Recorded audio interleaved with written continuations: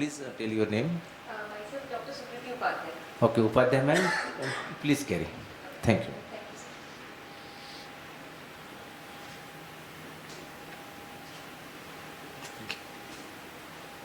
Good evening, everyone. Good evening, sir.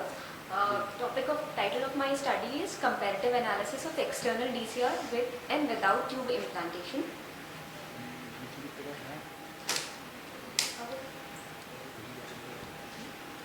DCR, as we all know, is a surgery where we connect the lacrimal sac to the middle meatus for the drainage of the tube. It is the most important and a treatment of choice for acquired nasolacrimal duct obstruction. The most common cause of failure of DCR is obstruction at the common canaliculus or at the site of osteotomy due to fibrosis of the surrounding tissue. Biocompatible silicone tube is widely used nowadays as it helps in maintaining the patency of the common canaliculus and the bony osteum, especially in high-risk cases where we are expecting high amount of fibrosis or inflammation to occur.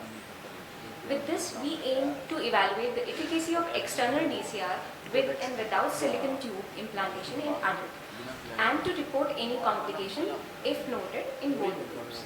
So patients of chronic lecriocystitis who are above the age of 18 years and have a history of epiphora for more than 6 months were included in the study.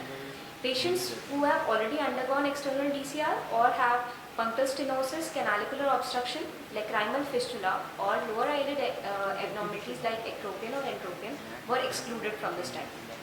It is a prospective randomized control study conducted in the Department of Ophthalmology, AIOCMT3, for a duration of 18 months. Total of 84 cases, that is 42 cases in each group were taken. There were two groups, Group A, external DCR with tube implantation, and Group B, conventional external DCR. The patients were divided into two groups on the basis of lottery method. Complete ophthalmic and ENT examination was done pre-operatively for both the groups. Intraoperative duration of surgery was noted. Group A, silicone tube was explanted at the end of 4 weeks after surgery. Patients were followed up on day 1 week, 1 month, 3 months and 6 months. Symptomatic relief, syringing patency was noted at each follow-up. Intraoperative and post-operative complications, if there, then noted for both the groups. So age-wise, Group A had a mean age of 52 years and for Group B it was 51 years. In Group A there were 22 females and in Group B there were 23 females.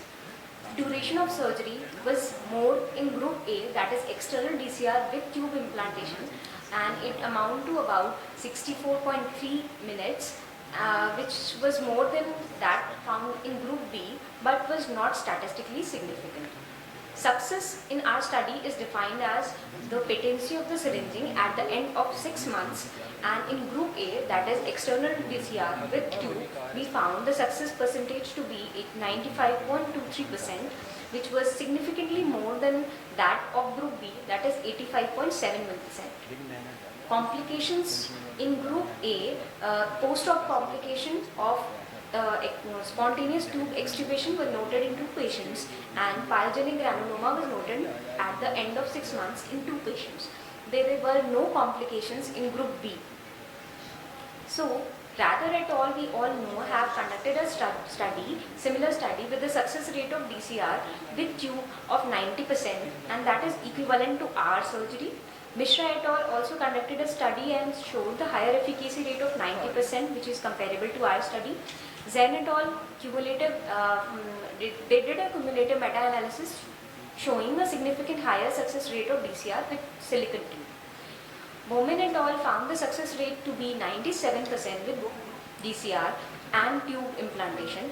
The unique thing about this study is that they did tube implantation for only 1 week, but in our study we did it for 4 weeks.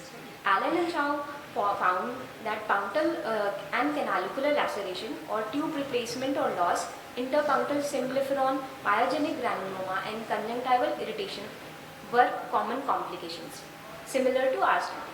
So external DCR has been a gold standard treatment for nasolacrimal duct obstruction, and the process offers a high predictability of success and better visualization of lacrimal anatomy. Silicone tube introduction That is a modified way of external DCR and proved to have better significant results in ensuring the patency of nasolacrimal duct passage post-surgery. So we conclude that the silicon tube implantation in primary DCR has better result as compared to conventional DCR even in uncomplicated cases of chronic dicryosis. Thank you. Thank you, ma'am. I appreciate your efforts. Ma'am, you are also present? Yes, please.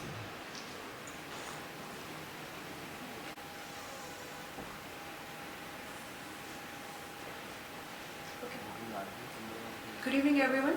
This is Dr. Swati Singh, GR from NMMC Gaya. Thank you, AIOS, for giving me this opportunity to report a rare, very interesting case that we encountered in a hospital, a suspected case of Michel's disease.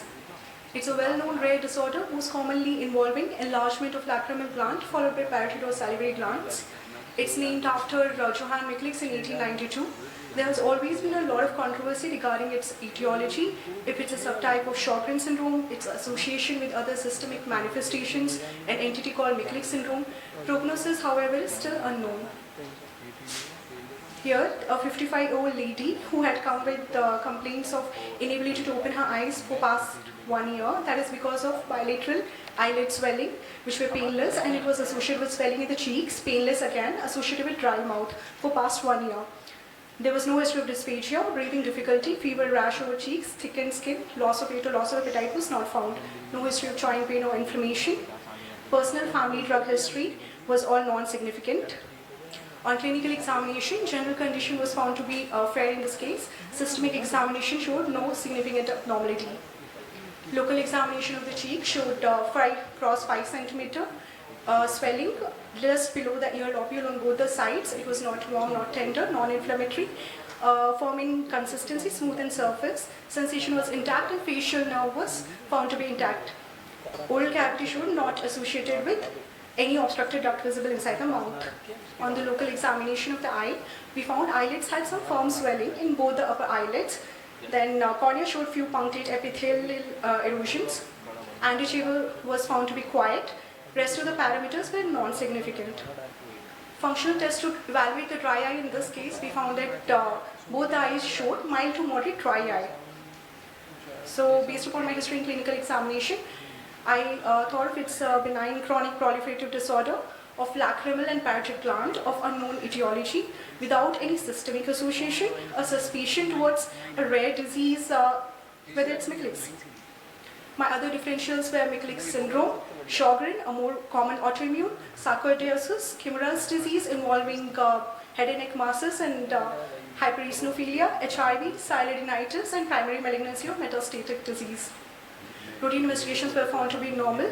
Serology for Sjogren specific antibodies was done, found to be negative. Serum IgG4 was, however, found to be elevated in this case, which was ordered specifically. Radiological investigations, chest X-ray showed no signs of pulmonary infiltration or cavitation, hence not suggestive of TB or sarcoidosis. CT scan showed bilateral parotid enlargement, which was homogeneous in nature. This is orbital and palpable part of the lacrimal gland was again enlarged, homogeneous in nature.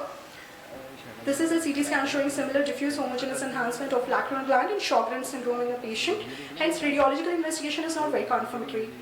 MRA showed bilateral diffuse parotid enlargement with homogeneous enhancement. Invasive modalities wise, FNAC was done. This is the picture that I had taken from the patho lab. It showed multiple lymphoid cells, degenerated epithelial cells, plasma cells, and certain lymphoepithelial islands, few Ethna cells. Confirmation could have been done by histopathology and serum immunohistochemistry. However, the patient was not willing for the biopsy. Hence, it couldn't be done. This is a picture taken from another study.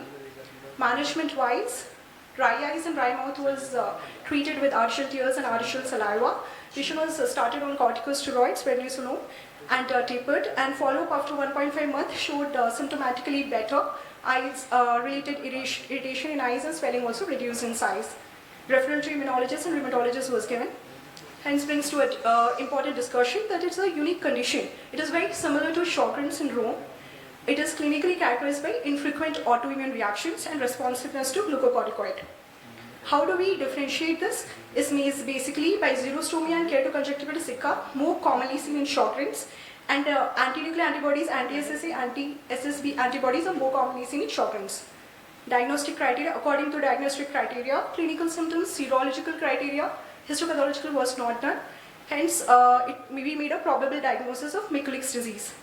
So we need to know that during the past 2 decades, there have been significant advancements. Association with elevated IgG4 serum levels was first reported in 2004, confirmed now. MD now an ophthalmic manifestation of IgG4 related disease. Typical presentation is how it was given here. More and more case reporting has to be advocated so that we understand the cause, early and accurate diagnosis, we do it, optical management and prognosis is done. Hence, I hope this presentation was helpful to delineate how Mikulic's disease, Mikulic's syndrome, Sjogren's syndrome, all these subtypes can be delineated easily. Thank you so much.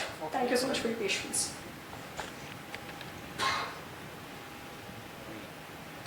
Ma'am, can you elaborate more about the artificial saliva you used? Artificial saliva. Artificial saliva, you said in the management. Yes, sir. Artificial saliva, as in we send the patient to the orthodontist. Okay, you referred for that. Yeah, we send. And after the treatment course of glucocorticoids, have you tried any immunomodulator drugs? No, immunomodulators were not tried at that point of time. Only corticosteroids orally were given. 1.5 months later, the swelling had subsided. Also, the relative symptomatically patient was better. But then after that, we wanted a follow-up. At 3 months, the patient was not found. She was lost to follow-up. So immunomodulators were not tried. Just with steroids alone, we had seen right now. And she had no rheumatological abnormalities either. Okay. Yeah. So, how will we know the functional capacity of the glands at the end of the treatment? Functional capacity of the glands. Glands, salivary glands and lacrimal gland. The patient said that she was able to. Any objective method? Objectively. Huh? Sorry? Any objective method for analysis of functions of the glands? No, sir, not. We had not measured that. Okay. Okay. Thank you, ma'am. Thank you, sir. Yeah, hi Swati. So it was a good presentation, but I was not very clear on how did you come to the diagnosis of Mikulic's disease? The lacrimal gland was not biopsied, right? No, ma'am. It was not biopsied. Then serum IgG4 was high, that I understood, but that doesn't mean anything. Like for the IgG4 disease criteria, one mandate is the histopathology from a target organ which is involved by the disease. Yes, ma'am. So was that criteria fulfilled? Actually, no. Histopathology criteria was not fulfilled, but rest 2, that is the clinical picture, and plus the serum IgG4. So that is why there is a certain diagnosis, probable diagnosis and possible diagnosis. Yeah. So our case comes under probable diagnosis. Probable. Yeah. Correct. That's why it's a suspected case and I did not mention it as a confirmed one. Okay. Thank you, sir. Thank you. Thank you. Successful session then. Okay. So only 2 of you were there, Dr. Sukriti and Dr. Swati. Okay. Only 2 of the out of 5. But this is very strange. The keynote address, keynote speaker is also not there. Not there. Okay, then we will close the address. Okay. Maybe I will. So hope for your efforts you will get the best free papers. Okay, thank you. Thank you.